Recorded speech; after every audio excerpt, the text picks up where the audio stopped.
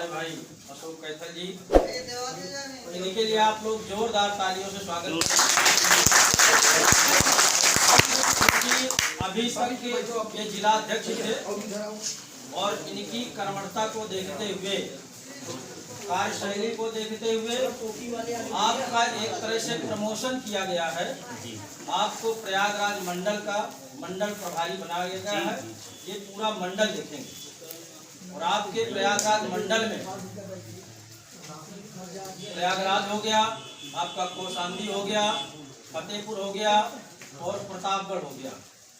इतने जिले की आपके ऊपर जिम्मेदारी बढ़ गई है और ये हमारे सौभाग्य की बात है कि आपको संगठन का जो प्रदेश अध्यक्ष मिला वो भी फतेहपुर से मिला और मंडल प्रभारी मिला ये भी फतेहपुर से मिला। ये आपकी सौभाग्य। हमारे बीच में जब जिला अध्यक्ष का पद खाली हुआ, आपको अभी बताया भी है कैथल जी ने, हमारे जिला अध्यक्ष राकेश साहू जी हुए, ये पूर्व प्रधान है। ये अभी थोड़ा सा ढीले हैं। लोग पीठ पीछे कहा करते हैं ना, अब भी काम उनका सही नहीं है।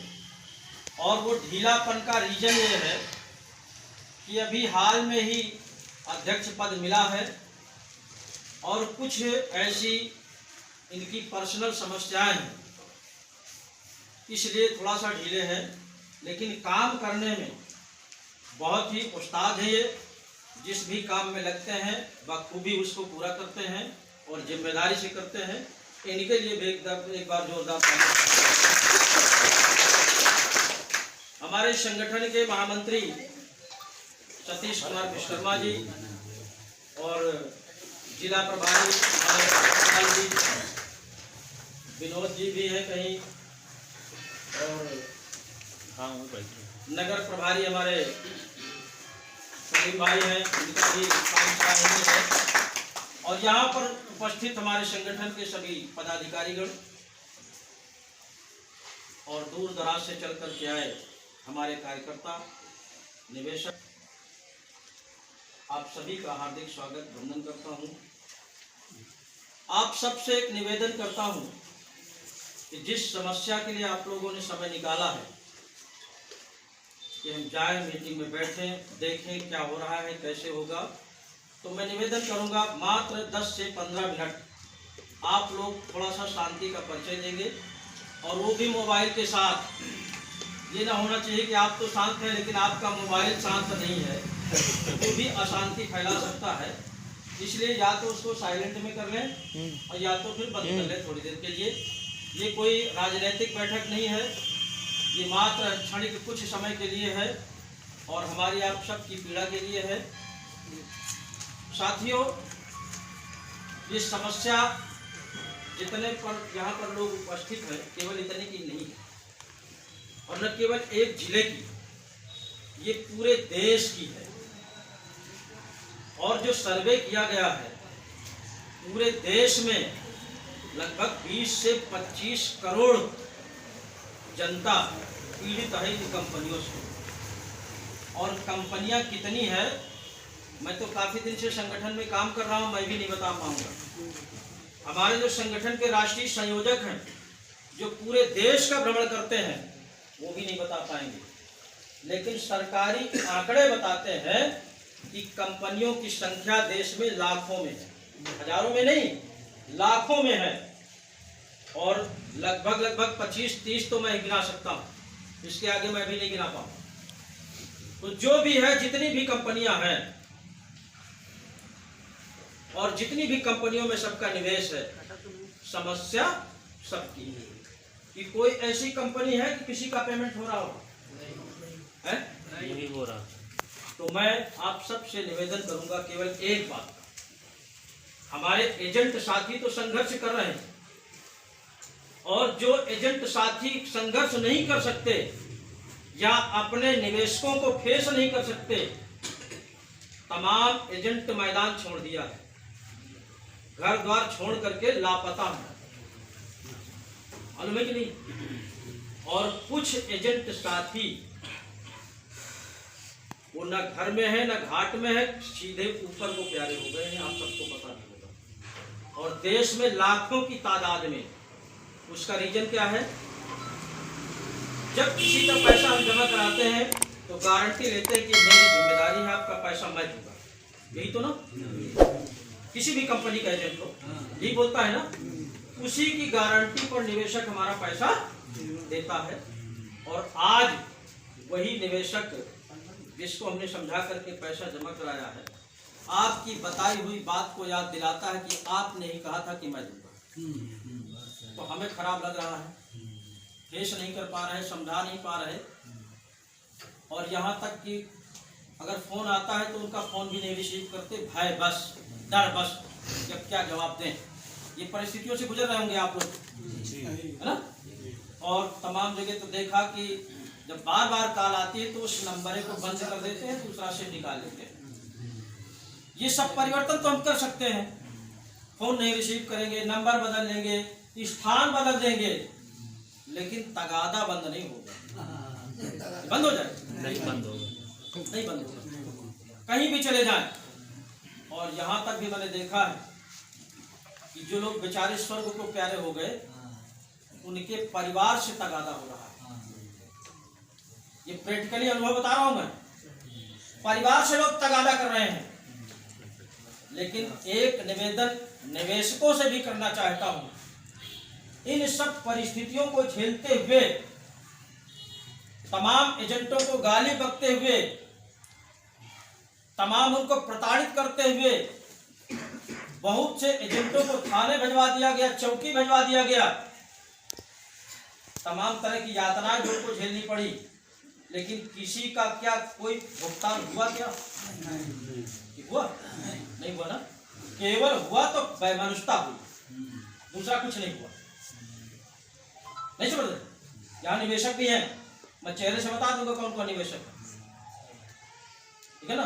मैं यही करता हूँ दिन भर, इसीलिए इस बात को कहता हूं कि हमारा आपका भुगतान वैमनस्यता से नहीं मिलेगा, झगड़ा करने से नहीं मिलेगा, थाने में एप्लीकेशन देने से नहीं मिलेगा, आए दिन गाली गलौज करने से नहीं मिलेगा। ये परिस्थितियां हैं, ये समस्या है, इस समस्या को मिल करके निवेशक और एजेंट इस समस्या से लड़ना पड़ेगा।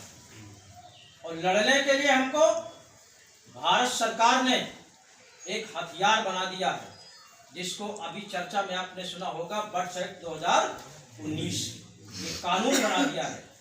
इस कानून के आड़ से हम लोग अपने भुगतान को पा सकते हैं। ये आपका जो कानून बना है, भारत सरकार ने जो बनाया है, ये गारंटेड कानून है।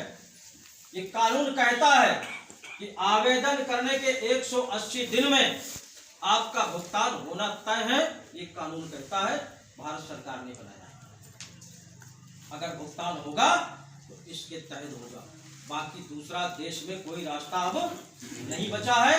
इसलिए मैं निवेदन करता हूं निवेशकों से कि जिस दिन हमारा निवेशक इस मानसिकता को तोड़ देगा कि हमारा पैसा है, हमारी गाढ़ी कमाई का पैसा है, हमको अपने पैसे को पाने के लिए हमको स्वयं लड़ना है, और एक दिन अगर सारा निवेशक मिलकर के देश का एक बार केवल आवाज उठा दे, क्योंकि भारत सरकार ने कानून बनाया है, निवेशक के लिए बनाया है, किसी एक कंपनी के लिए नहीं बनाया, सारी कंपनियों के लिए बनाया है।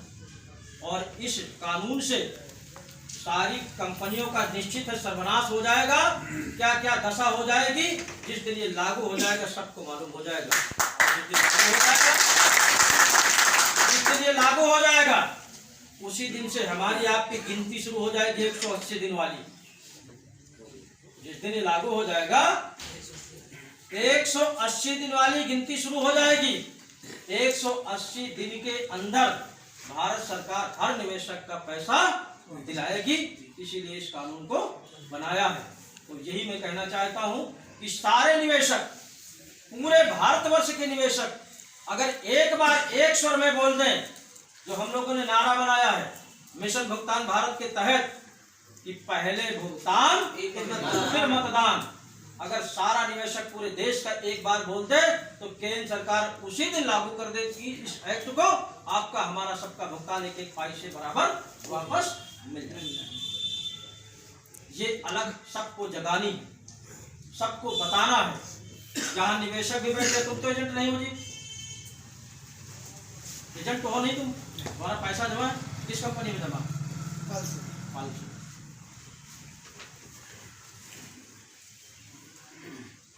आवेदन किया?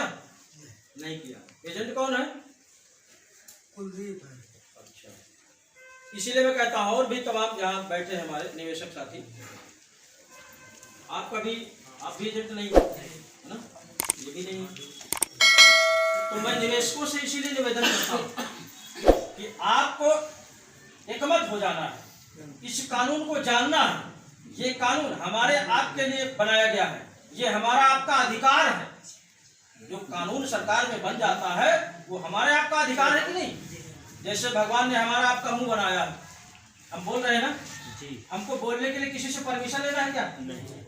कुछ भी बोलते हैं लोग, जहां तक बोलते बोलते कहा माँ बाप को गाली देना शुरू कर दे, कोई रोक पाता है क्या?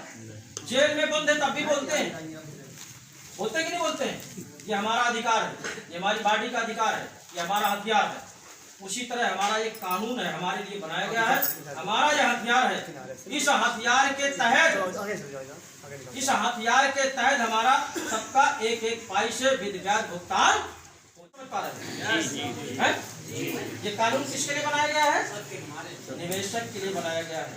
दूसरी बात एक और, अभी तमाम ऐसी चुटुर पुटुर की बातें चल रही थी आपस में कि फार्म इतने का दिया जा रहा है, उतने का दिया जा रहा है। मैं निवेशकों से कहना चाहता हूँ कि आप लोग एजेंट से केवल उतने मतलब रखें, कितना? अब उसकी हैसियत में आपके पैसे देने की हिम्मत नहीं है, न दिला पाएगा। दिलाएगा तो ये एक्ट दिलाएगा जो भारत सरकार ने कानून बनाया है, यह आपका अधिकार है। उससे केवल मतलब रखिए, कितना रखिए?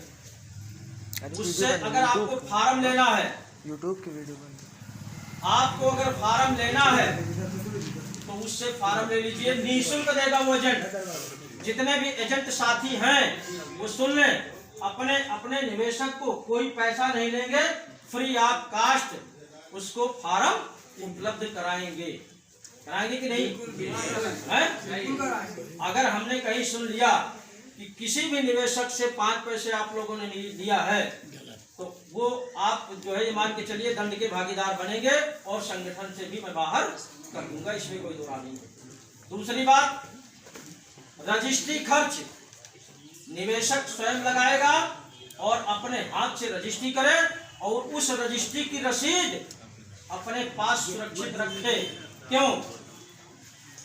इस एक्ट के तहत आप पढ़ लीजिएगा, ये हिंदी में भी कन्वर्ट करा दिया गया है, साफ साफ इसमें लिखा हुआ है, जब से आपका पैसा जमा है आज तक का विद ब्याज विद हर्जा खर्चा जो भी आप दौड़ धूप में खर्चा किए हैं वो भी प्लस होकर के इससे आपको भुगतान में मिले। आप बताइए, निवेशक का कहीं से कोई नुकसान होने वाला है? नहीं है ना। रजिस्ट्री जब करेंगे तो वो पैसा कहाँ जा रहा है? सरकार के खाते में जा रहा है, बाकायदे उसकी आपको रसीद मिल रही है। रसीद सुरक्षित रखना है, उसको आवेदन जब लागू हो जाएगा आवेदन में उसकी कॉपी आपको लगाना है। और भी तमाम हर्जे खर्चे हैं, तमाम लोगों ने फाइल कर रखी है कोर्ट में 156(3) के तहत। कुछ लोगों ने उपभोक्ता फोरम में भी मुकदमा किया है, कोई मुकदमा करने वाला उपभोक्ता में किया है किसी ने? ये देखो सरवन भैया है। आप लोग जो भी वहाँ वाजिब खर्चा लगता है लिखा पढ़ी में रखिएगा, उसकी रसीदें जो भी है सुरक्षित रखिएगा। ये सारा हर्जा खर्चा जुड़ करके सारा भुगतान आपका। इस मैसेज को आप अपने तक भिजा रखिएगा। जो भी निवेशक हैं, किसी भी कंपनी का निवेशक हो, किसी भी कंपनी का निवेशक हो, निवेशक भी इसमें थोड़ा सहयोग करे, अपने दूसरे साथी से बतावे कि हमारा आपका भुगतान एजेंट के बस की बात नहीं बची है। अगर कोई भुगतान दिलाएगा तो हमारा भारत सरकार का कानून दिलाएगा, है ना। लेकिन जो हमारा प्रेस नोट नहीं बनाया है भाई, कोई मीडिया की मीटिंग नहीं थी, अगर होता तो मैं खुद सूचना कराता, हम भिजवा देंगे शाम तक, ठीक है। तो ये हमारी बात आप पूरी तरह से समझ लीजिएगा, है ना।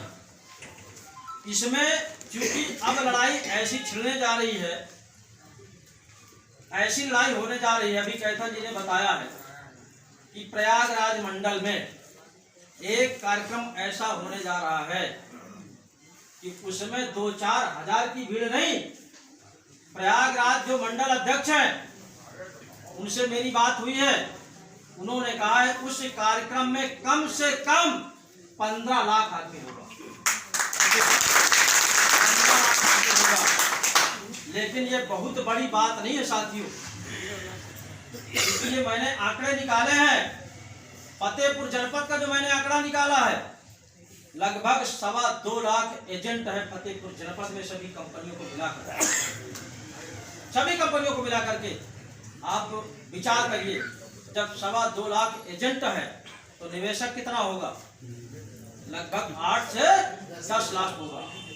और प्रयागराज फतेहपुर से मुझे लगता है 2 गुना होगा मेरे आइडिया से, लगभग, एक्चुअल तो नहीं कह सकता। तो जब फतेहपुर में ये स्थिति है, 10 लाख निवेशक है, तो वहां तो बहुत ज्यादा होगा। और वो एक तरह से महानगर है। हमारे यहाँ अगर 20 कंपनियों ने काम किया होगा, 25 कंपनियों ने काम किया होगा, तो उस महानगर में निश्चित सैकड़ों की तादाद में कंपनियों ने काम किया होगा। क्या होगा ना? तो ये 15 लाख बहुत ज्यादा नहीं है, ये मेरी ही प्लानिंग थी। और जो सेकेंड चरण का ये अभियान चला, मिशन भुगतान भारत यात्रा, मैंने ही शुरू कराया था, वो भी सबको मालूम होगा। जब 15 नवंबर को जंतर मंतर दिल्ली में कार्यक्रम हुआ था, यहाँ तमाम लोग बैठे होंगे जो दिल्ली गए है, कोई दिल्ली जाने वाले, वहीं मैंने डिसाइड कर लिया था मदन जी से कि सेकेंड चरण का जो भुगतान यात्रा होगा, मिशन भुगतान भारत यात्रा, वो फतेहपुर जनपद से होगा। उन्होंने सोचा विचारा और यश कर दिया, 30 तारीख फाइनल कर दिया। फतेहपुर से ही फतेह हो रहा है हर चीज, फतेहपुर से ही फतेह हो रहा है। 10 अक्टूबर का कार्यक्रम जब फतेहपुर में किया गया था, मदन जी को मैंने बुलाया था, आप लोगों ने देखा होगा, मौसम खराब था, आए होंगे कुछ लोग, पता होगा। बहुत खराब मौसम में स्थिति ये थी कि जो रामा श्यामा मैरिज हॉल मैंने एक तरह से बुक किया था कि जब बारिश अगर होने लगेगी तो कम से कम वहां जाके हम लोग खड़े हो जाएंगे, कुछ लिखा पढ़ी करना होगा या कुछ विचार गोष्ठी करनी होगी, तो वहां बैठ करके हम लोग कर लेंगे। लेकिन स्थिति ये पैदा हो गई कि संख्या इतनी ज्यादा थी कि हाल में लोग नहीं आ पाए, जितने हाल में थे फिलहाल उससे बाहर जैसी स्थिति थी। और 30 नवंबर का जो कार्यक्रम था, मुझे लगता है 4 से 5 दिन का जो थोड़ा बहुत प्रचार प्रसार था, मुश्किल से 30, 35, 40 गांव लोग पहुंचे थे। आप देखे होंगे नहर कॉलोनी में कितनी संख्या हो गई, ठीक है ना? तो ये छोटा सा उदाहरण है। अब हम फतेहपुर में भी एक कार्यक्रम करने जा रहे हैं, वो भी निवेशक की दम पे करेंगे और हमारा निवेशक साथ देने के लिए तैयार है। मेरे पर्चे बटे हुए हैं, मेरे पास फोन आते हैं और फोन इस तरह से आते हैं कि फोन रिसीव करते करते ऑटोमेटिक मेरा बीपी बढ़ जाता है, इतने फोन आते हैं। सुबह अभी दवा खा के मैं लेटा रहा काफी देर तक। तो ये लोड बढ़ रहा है, लेकिन लोड की चिंता नहीं है, चिंता है कि सबका भुगतान हो जाए, तब मैं जाकर के स्थिर हूँगा। जब तक भुगतान नहीं होता तब तक कार्यक्रम कोई हमारा भारतवर्ष में रुकने वाला। आह्वान करता हूँ सभी निवेशकों से, अगर एक बार निवेशक किसी भी जिले का हो और उत्तर प्रदेश में सभी जिलों में मुझे करना है ये कार्यक्रम, क्योंकि प्रदेश अध्यक्ष मुझे बनाया है, तो मेरी जिम्मेदारी बनती है कि पूरे उत्तर प्रदेश में हर जिले में ये कार्यक्रम किया जाए। और एक बार मेरा निवेशक केवल एक बार वो सहयोग कर दे इस संगठन के माध्यम से, तो निश्चित रूप से जिस दिन कार्यक्रम होगा उसी दिन हम लोगों ने सिस्टम बता दिया है काम करने का। हम लोग पहले मीटिंग करते थे, ज्ञापन देने जाते थे कार्यालय में, चाहे एसडीएम मिल जाए, चाहे उसका चपरासी मिल जाए, चाहे बाबू मिल जाए, मजबूरी में देना पड़ता था। हमने उसका सिस्टम बता दिया है। जब कार्यक्रम करेंगे तो जिला कार्यालय से परमिशन लेंगे और परमिशन के साथ साथ उनको अवगत करा देते हैं कि आपको ज्ञापन हमारे कार्यस्थल पर, मीटिंग स्थल पर ही लेने आपको आना पड़ेगा। आपने 30 नवंबर को देखा होगा, जिलाधिकारी तो नहीं गई, लेकिन उन्होंने अपने प्रतिनिधि के रूप में सदर एसडीएम को, उप जिलाधिकारी को ज्ञापन लेने के लिए वहां भेजा। वहां भी हमारी थोड़ी सी चूक हो गई, अब आगे चूक नहीं होगी। महोदय जाते हैं और हम लोग उनको ज्ञापन दे देते हैं, जो 2-4 शब्द बना कह दिया, पूरी बात नहीं हो पाती। ना हमारे उन्होंने भाषण सुने कि क्या क्या स्थितियां हैं, क्या क्या समस्याएं हैं। जो कागज में नोट है, कागज में एक सीमा होती है, 1 पन्ने का बनाएंगे, 2 का बनाएंगे, 3 का बनाएंगे, इतने में ही सारी समस्याएं नहीं आ पाती हैं। लेकिन वो विचार उतने में ही करेंगे जो कागज में आया। उसका सिस्टम हम लोग आगे बदलेंगे कि जो ज्ञापन लेने आएगा बंदा, उसको 20 मिनट वहां बैठना पड़ेगा और एक प्रमुख व्यक्ति बाई माइक अपनी सारी समस्या को उसके सामने पेश करेगा, उसको समझेगा, इसके बाद में उसको ज्ञापन दिया जाएगा। और ज्ञापन लेने के लिए भी कम से कम जिला स्तर का अधिकारी होगा, उसी को ज्ञापन दिया जाएगा, बाकी खंड वाले को नहीं दिया जाएगा। कि तहसीलदार आ जाए, एसडीएम आ जाए, नायब आ जाए, इनको हम ज्ञापन देने वाले अब नहीं है। जिले स्तर का ही अधिकारी आएगा, तभी उसको हम ज्ञापन देंगे। क्योंकि जिले स्तर का अधिकारी जो होता है, जिला कमेटी की बैठक में रहता है, सारे डेवलपमेंट जितने भी काम होते हैं सब में रहता है, तो हमारी समस्या को, हमारे प्रपत्र को वहां पढ़ करके सुना सकता है। तो प्रतिनिधि ज्ञापन ले लेता है और एक सक्षम जिले के सक्षम अधिकारी को दे देता है। पता नहीं विचार किया गया कि नहीं किया गया, ये सब ठंडे बस्ते में भी कभी कभी चला जाता है। तो काम करने का थोड़ा सा हम लोग सिस्टम बदल रहे हैं।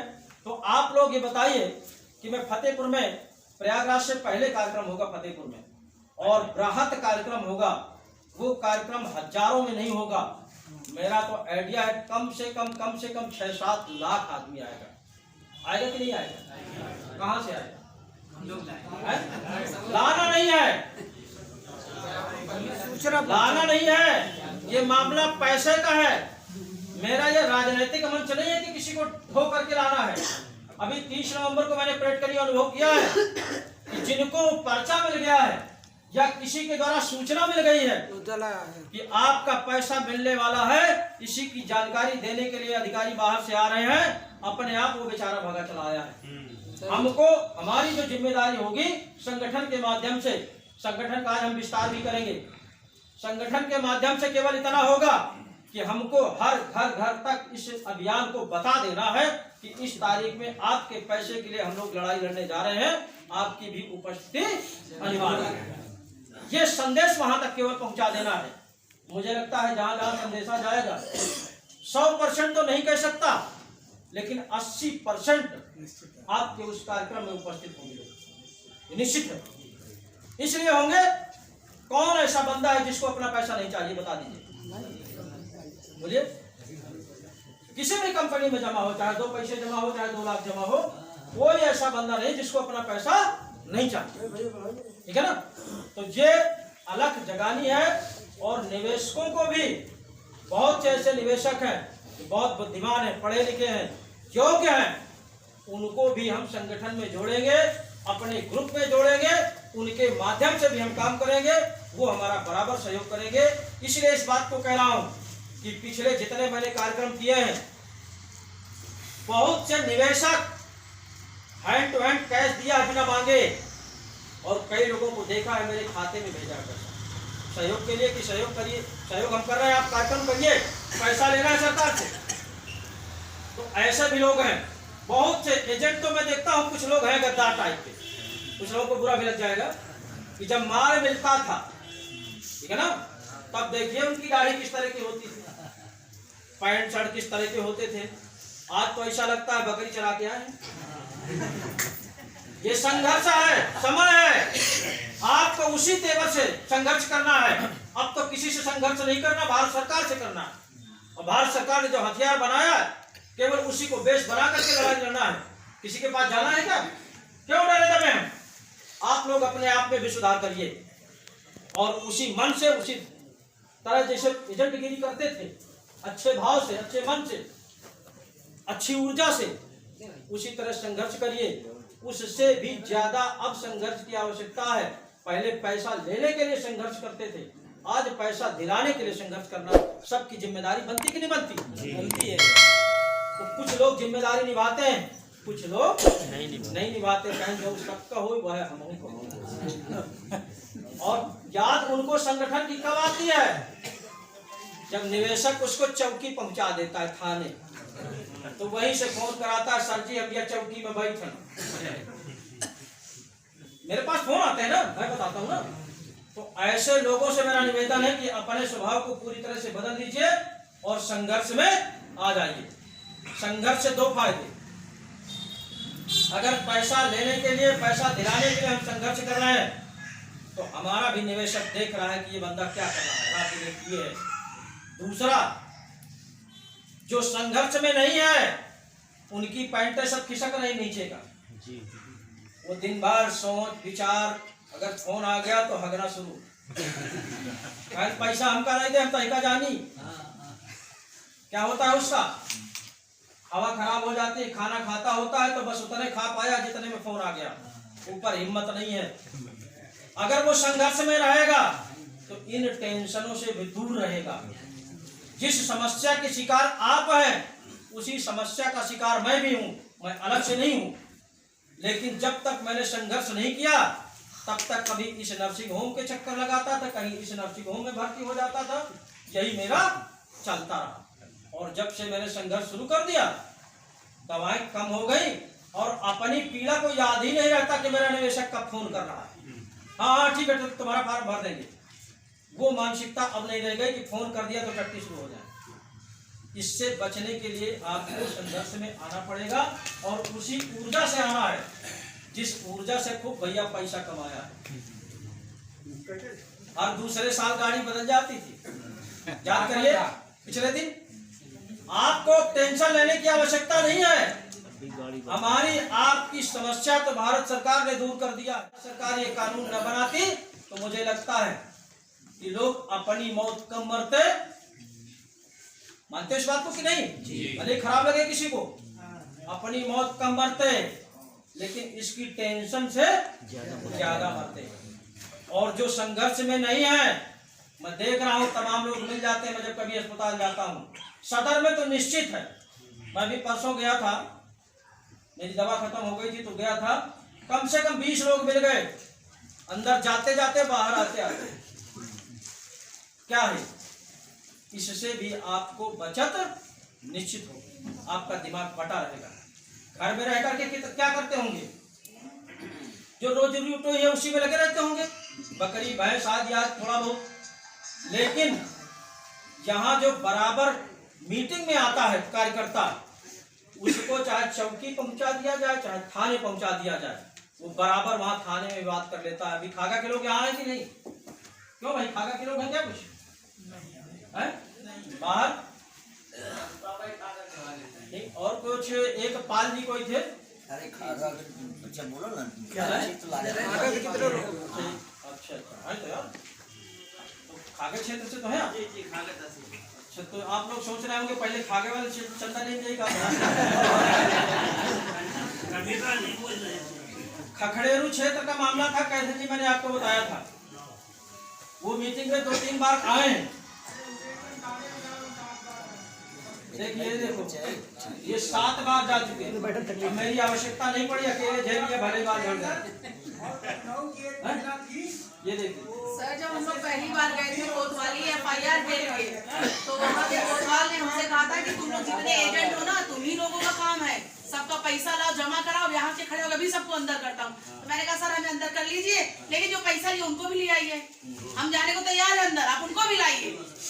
तो लेके उनको दे आए ना, रखे तो वो। देखो ये कई बार गए, 7 बार उस महिला ने कंप्लेन किया लखनऊ से, और 7 बार उसकी रजिस्ट्री आती थी। हम यहाँ जाते थे, अपने जो मुकदमे के कागज हैं ऐसो को देते थे, बराबर उनसे बात करते थे, सारी समस्या बताते थे, ऐसा ऐसा पैसा जमा हुआ है, वहाँ से आई, सब कुछ बताया और कागज दिया, वो रजिस्ट्री होकर वापस चली जाती। 7 बार उस महिला ने परेशान किया। उसने फिर आकर के हमसे कहा हम पैसा लेके मांगे। कौन कौन सी कंपनी है आपकी? हमारे पास KMJ है, यूनिमैक्स है और पल्स है। अगर अनुभव ना होता, जानकारी ना होती, तो क्या खाने में बात कर पाते? किसी न किसी के पास फोन करते कि नहीं करते? और ये मैं भी, ये जिस थाने की बात कर रहे हैं 3 घंटे मैं भी बैठा रहा हूँ, लेकिन मैंने तो परेशान कर दिया था थाना को। मैं वहां से आ ही नहीं रहा था, मैंने कहा मुकदमा लगाओ, तैयार होके आ जाओ, मुकदमा लगाओगे तभी जाऊंगा। कुछ ऐसा बन गया था सिस्टम। तो इसलिए जो बराबर मीटिंग में आते हैं, जिनको पूरा अनुभव होता है इस एक्ट के बारे में, वो बराबर चाहे चौकी जाना पड़े चाहे थाना जाना पड़े, बराबर बात कर लेते हैं। तो आप लोग ये बताइए, आगे का जो प्लान मैं बना रहा हूँ कि फतेहपुर में एक बहुत बृहद कार्यक्रम करेंगे, इसमें कितने लोगों की सहमति है कि ये कार्यक्रम किया जाए? अच्छा, ये कार्यक्रम मैं अकेले कर सकता हूँ कि सबके सहयोग से हो सकता है? सहयोग में क्या क्या लगता है? जनधन, जनधन, बस वही कथा की तरह है, जैसे कथा में लगता है। क्या क्या लगता है? आती नो पैसा दाओ तो वहीं पाछे रहते हैं आगे आगे मोहल्ला